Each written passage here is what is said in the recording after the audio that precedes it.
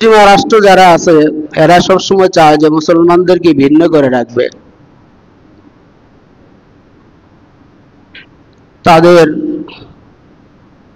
এই ভিন্নতার সুরত, বিভিন্ন রকমের সুরত, বিভিন্ন আকৃতি তারা ধারণ করে। কোন কোন সময় মুসলিম মেয়েদেরকে তারা লালায়িত করে, মুসলিম পুরুষদেরকেও তারা লালায়িত করে, ভুল বুঝাবুঝি, ভুল বোঝায়া যায়।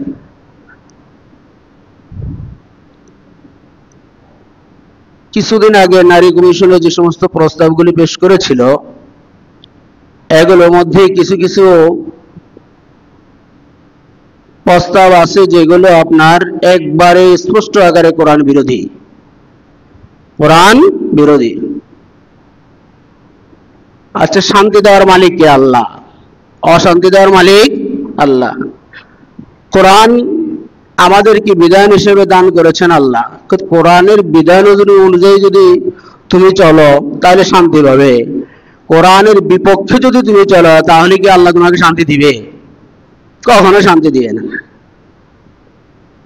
ওরা কোরআনের বিধান যেটা আছে তার বিপরীত চলতে চায়, কোরআনকে মানতে চায় না। কোরআনকে যদি না মানে স্পষ্ট কাফের।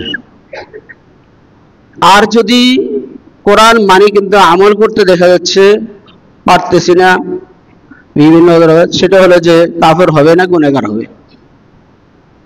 কিন্তু কোরআন মানবো না এটা বললেই কাফের হয়ে যাবে, মুসলমানই থাকবো না। কোরআনের একটি বিধান আল্লাহ রাব্বুল আলামিন বলছেন, লিযযাকারি মিসলু হাযযিল উনসায়াইন। একটা পুরুষে যতটুকু পাবে দুইটা মহিলা অতটুকু পাবে। দুই মহিলার হিস্সা অনুযায়ী এক পুরুষের হিস্সা। অর্থ হলো, মনে করেন আপনি মৃত্যুবরণ করলেন, আপনি 4 কাঠা জমি রেখে গেলেন,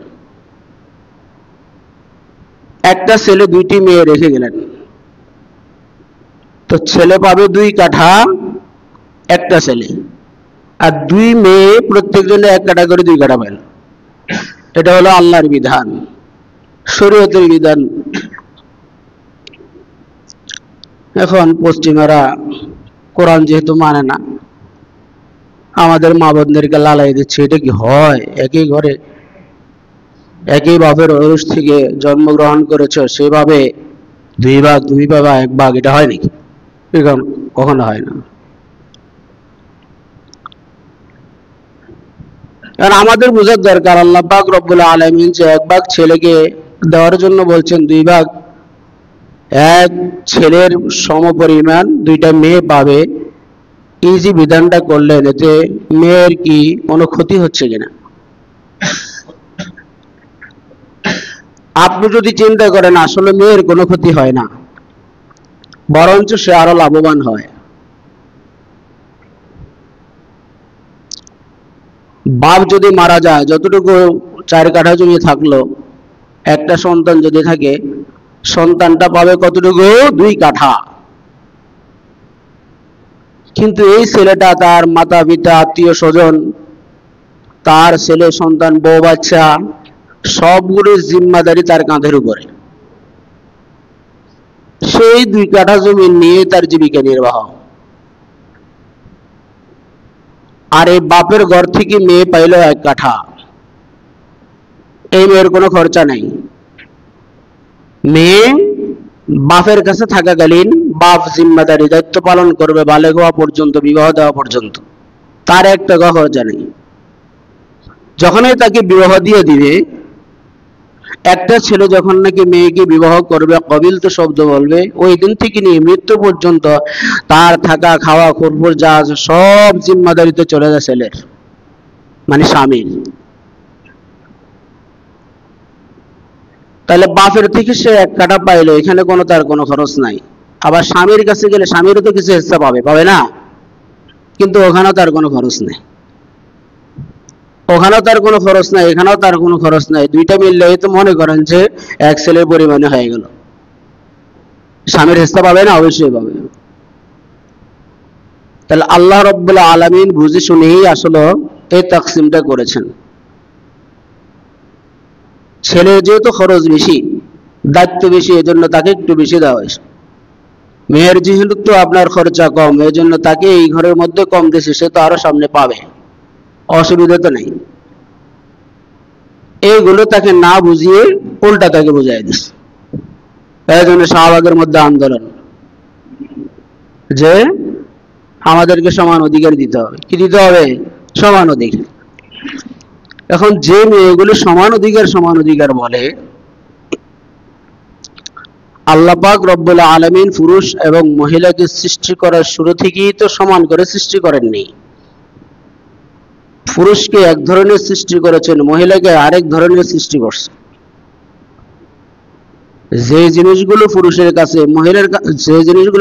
কাছে আছে মহিলার কাছে ওইগুলো নেই। মহিলার কাছে যেইগুলো আছে, মেয়ের কাছে যেইগুলো আছে, ছেলের কাছে ওইগুলো নেই। তাহলে সমান অধিকার হয় কিভাবে?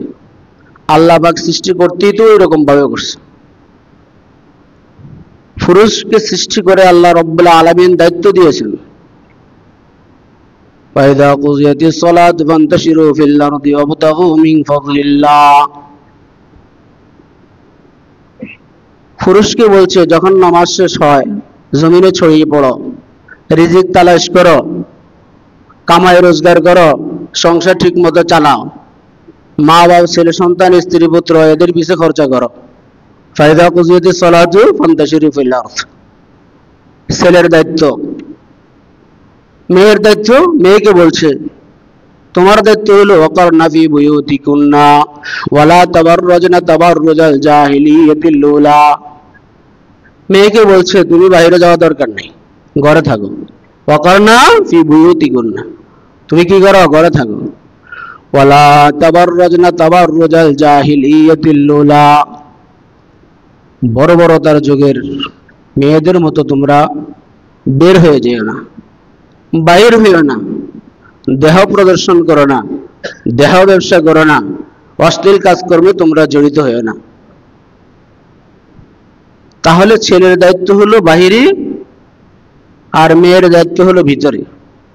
মেয়ের দায়িত্ব হলো মুদাব্বিরাতুল লিহাওয়াইজিল বাইত, ঘরের যে সামান আছে এগুলো ঠিকঠাক করিয়া রাখবে, ছেলে মেয়েকে লালন পালন করবে, স্বামীর মালের হেফাজত করবে, এইগুলো হচ্ছে মেয়ের দায়িত্ব। আর ছেলের দায়িত্ব হলো বাহির থেকে কামাই রোজগার করে আনবে, আর ছেলে সন্তান, স্ত্রী পুত্র এগুলিকে সুন্দরভাবে চালাইবে। এটা বললাম দায়িত্বের কথা। হক আর মর্যাদার অধিকারী। এখান থেকে একটি কথা বলতেছি, সেটা হলো ইজি মেয়েগুলো আপনার আন্দোলন করে, না বুঝে আন্দোলন করে। আর এই মেয়েগুলো এরা কারা? মূলত এদের মধ্যে আইয়ামে জাহিলিয়তের মেয়েদের অভ্যাস সবগুলো চলে আসছে, বিধায় এরা আন্দোলন করে। কিতাবাদি খুঁজলে দেখা যায় আইয়ামে জাহিলিয়তের মধ্যে মেয়েদের যে অভ্যাস ছিল, এদের মধ্যে সেই অভ্যাসগুলো চলে আসছে। ওরা যেরকম কোরআন মানে নাই, এরাও কোরআন মানে না। ওরা যেরকম ইসলামের বিরুদ্ধে কথা বলেছে, এরাও ইসলামের বিরুদ্ধে কথা বলে। এবং এই মেয়েগুলোকে দেখলে মেয়েও মনে হয় না, সব হিজলা, একটারও চেহারা সুরত ঠিক নেই, সবগুলো হিজলা, অর্ধেক পুরুষের মতো দেখা যায়, মেয়ে বলেও বোঝা যায় না। তার কারণ কোরআন মানে না, ইসলাম মানে না, শরীয়ত মানে না, দিন ধর্ম মানে না, আল্লাহ পাক চেহারা এরকম করে দিছে। এখন বর্বরতার যুগের মধ্যে মেয়েদের আদত আর অভ্যাস কি ছিল? বর্বরতার যুগের মধ্যে মেয়েদের আদত ছিল, কিছু মেয়েদের আদত ছিল বর্বরতার যুগের মধ্যে তারা দেহ প্রদর্শন করত। এই যুগের মধ্যে তো মেয়েরা বিভিন্ন ক্লাবের মধ্যে গিয়ে দেহ প্রদর্শন করতেছে, শুটিং এর মধ্যে দেহ প্রদর্শন করতেছে। তাহলে ওদের সাথে মিলে গেল। বর্বরতার যুগের মেয়েরা দেহ ব্যবসা করত, পতিতালয়ের মধ্যে থাকতো, পতিতালয় দেহ ব্যবসার মধ্যে লিপ্ত ছিল। এই যুগের মেয়েরাও পতিতালয় এবং দেহের ব্যবসার মধ্যে অনেকেই লিপ্ত আছে। বিভিন্ন জায়গার মধ্যে, বিভিন্ন হোটেলের মধ্যে পত্র পত্রিকা দেখা যায় দরা খায় নাকি? বিভিন্ন জায়গার মধ্যে এরকম ভাবে পতিতালয় দেহ ব্যবসার মধ্যে লিপ্ত। তাহলে তারা যেরকম দেহ ব্যবসার মধ্যে লিপ্ত, এরাও দেহ ব্যবসার মধ্যে লিপ্ত। বর্বরতার যুগের মধ্যে মানুষের মধ্যে একটা মেয়ে সন্তান হইলে এটাকে সমাজে বোঝা মনে করত। বর্তমানেও কিছু কিছু মানুষ আছে মেয়ে সন্তান হইলে এটাকে বোঝা মনে করে। এটা কি বলে? বোঝা মনে করে। ছেলে সন্তান হইল না কেন? এবং স্ত্রীকে পিটায়, মারে। আচ্ছা, ছেলে এবং মেয়ে দেওয়ার মালিক কে? আল্লাহ। ছেলে আর মেয়ে দেওয়ার মালিক কে? স্ত্রী কি দিতে পারবে? না। স্ত্রীকে পিটায় লাভ কি? তারা মারধর করে কি লাভ? তাহলে বুঝে গেছে তোমার মধ্যে শয়তানি ঢুকছে, তুমিও কোরআন হাদিস মানতেছো না।